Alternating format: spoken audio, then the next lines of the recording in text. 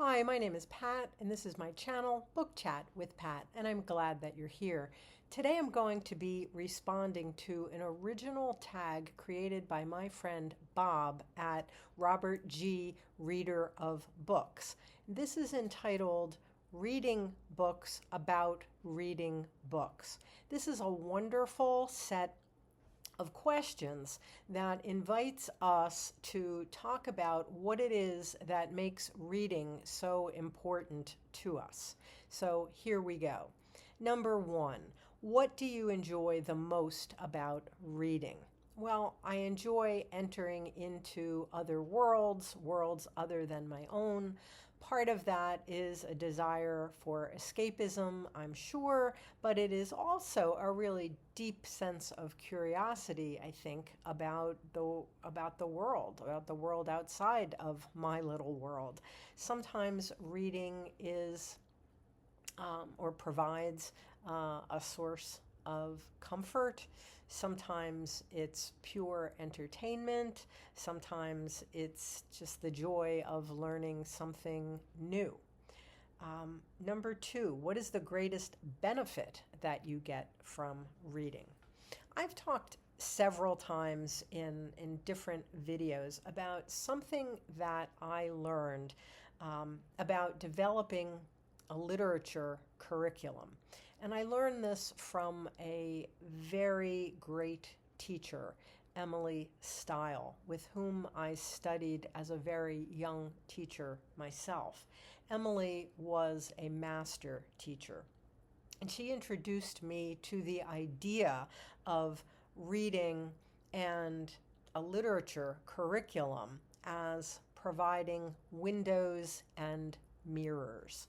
And this is a metaphor that I've talked about in a bunch of different videos. We read to see out the window into the world outside of ourselves, to see how others live and cope in the world, to learn about others. But we also read, or need to read, to see ourselves. So we need to think of literature also as a mirror. We need to see ourselves mirrored. We need to see our experiences represented. So, I've always thought that this was kind of a beautiful metaphor, not only for what I was doing as a teacher of literature, but for my own personal reading as well. We read to connect with parts of ourselves. We read to see our experiences represented and reflected, but we also read to see the experiences of others, to see a larger world outside of ourselves, throughout time. So those are really two benefits for me that I get from reading, learning more about myself and learning more about others. Reading has always been a source of connection for me with others. Talking about books has always been a central part of my life. I've almost always belonged to some kind of a book club. Certainly as a teacher of literature, getting kids to read and to talk about what they were reading, to talk about their experience of books and to write about it was just central to what I did for my whole life. And then, being on BookTube for these past, 10 months or so has really heightened for me that sense of reading as a way of connecting with others, because there are just so many communal reading activities that take place here and that have expanded my world just incredibly. And it's expanded my sense of connection to others. So I think that's the other, huge benefit for me of reading.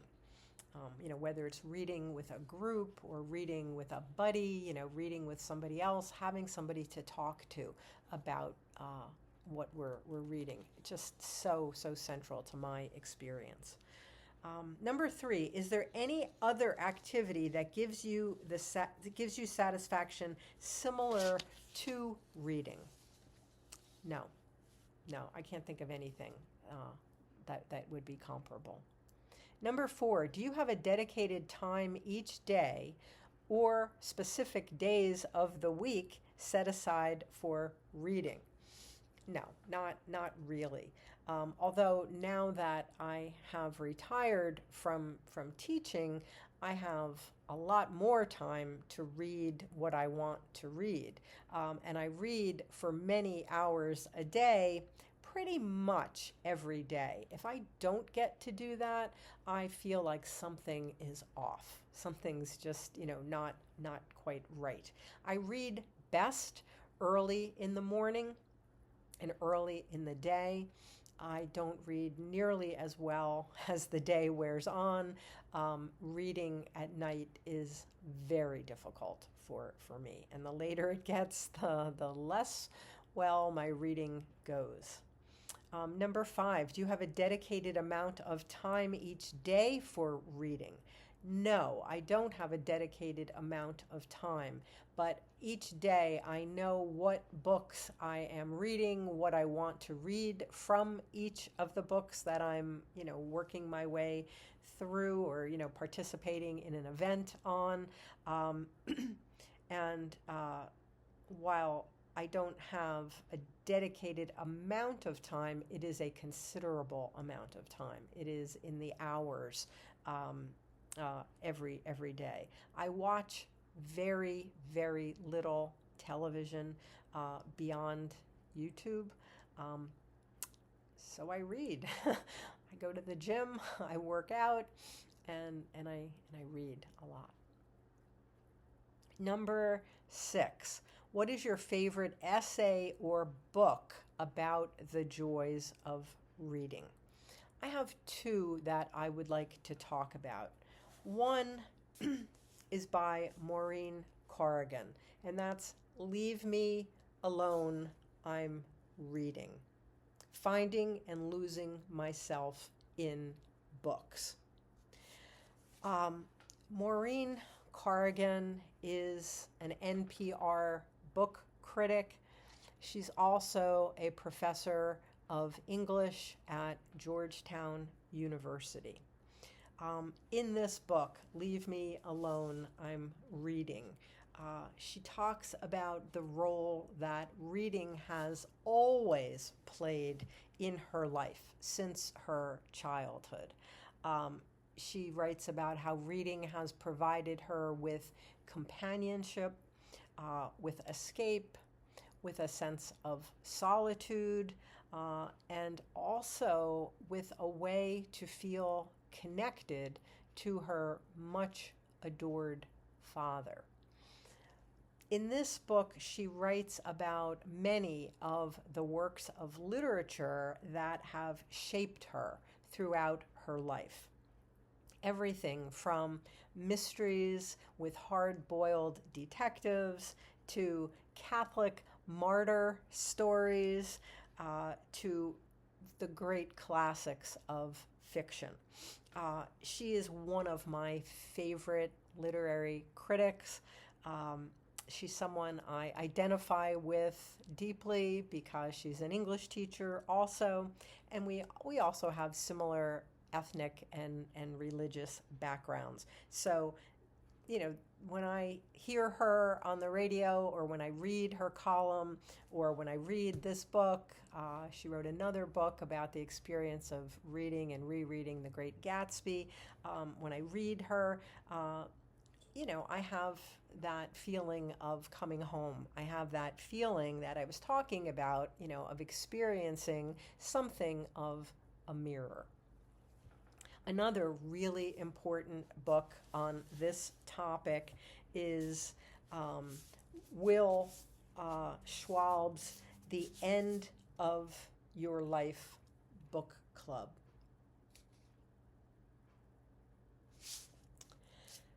This was written in 2012. I think it was written 2 years after the death of his mother. This book chronicles the true story of a mother and a son who started a book club in around 2007, after they learned that the mom, Marianne, had an advanced case of pancreatic cancer that is almost always fatal. They formed a book club and they decided to read books together. So during her final months, mother and son read together and talked about their reading. And this book chronicles that journey. They read poetry, they read popular fiction, they read classics, they read spiritual books, they read mysteries, they read everything together and talked about it. And it's a beautiful, beautiful book. They are reminded in this exercise of reading together, as she goes through all of her treatments and then eventually, her death, as she nears her death. They are reminded repeatedly of the power of literature to teach, to comfort and console, to astonish, and to help us figure out, what it is that we need to do with our lives.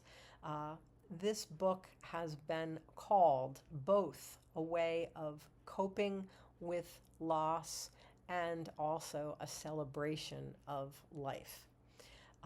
It's been described as Will's love letter to his mother, and it's been described as their mutual love letter to the printed word. I just want to read a little excerpt that comes from the end of this book, and this is after Marianne's, after her death.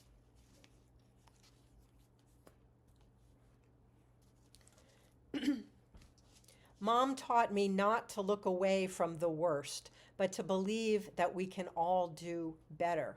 She never wavered in her conviction that books are the most powerful tool in the human arsenal, that reading all kinds of books in whatever format you choose, electronic, even though that wasn't for her, or printed, or audio, is the grandest entertainment and also is how you take part in the human conversation. Mom taught me that you can make a difference in the world and that books really do matter. They're how we know what we need to do in life and how we tell others. Mom also showed me over the course of 2 years and dozens of books and hundreds of hours in hospitals that books can be how we get closer to each other and stay close, even in the case of a mother and son who were very close to each other to begin with, and even after one of them has died.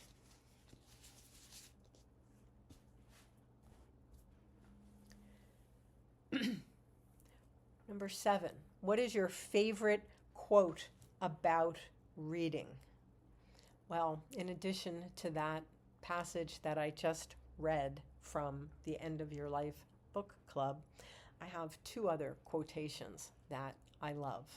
One of them comes from Ray Bradbury, and I've been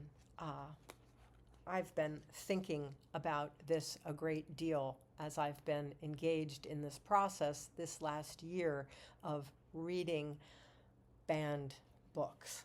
This is Ray Bradbury. He said, "You don't have to burn books to destroy a culture. Just get people to stop reading them." And Another quote that I really like about the importance of reading and that speaks to me in a very deep way is one from Ursula K. Le Guin, whose writing I have only recently been discovering and just adoring. This is Ursula K. Le Guin. As you read and reread, the book, of course, participates in the creation of you, your thoughts and feelings, the size and the temper of your soul. That pretty much speaks to me, to what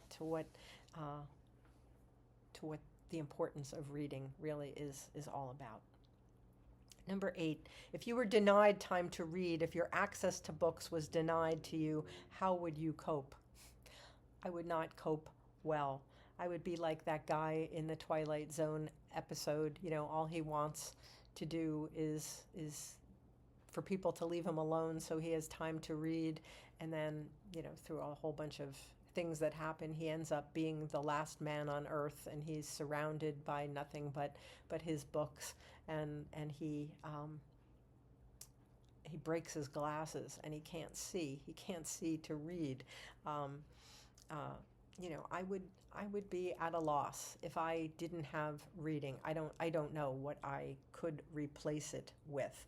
I used to teach with a couple of people, older gentlemen who had memorized great portions of literature, great portions of poetry, great portions of Shakespeare's plays, just favorite passages from literature. This one guy said that he always thought that he could console himself with all that he had memorized if he ever wasn't able to read. And I don't have that. I don't have that. I can't think of anything that could provide for me what reading does. So let's hope that never happens. Okay, and the last one is to tag others. So, if you're watching this and you would like to talk about these questions, I would really encourage everybody who is tuning in, who would like to engage in this conversation, to please do these prompts. They will be in the notes below. As always, I am going to tag a whole bunch of people. I've got a whole list of people. I would really love to see this take off. I'd love to see other people having this conversation and, having us all join in on each other's conversation about the importance of books. So I'm going to tag a whole bunch of people, as I usually do, in the notes below. So, as always, I thank you for watching. I hope that you're doing well. I'll speak with you again soon. Take care.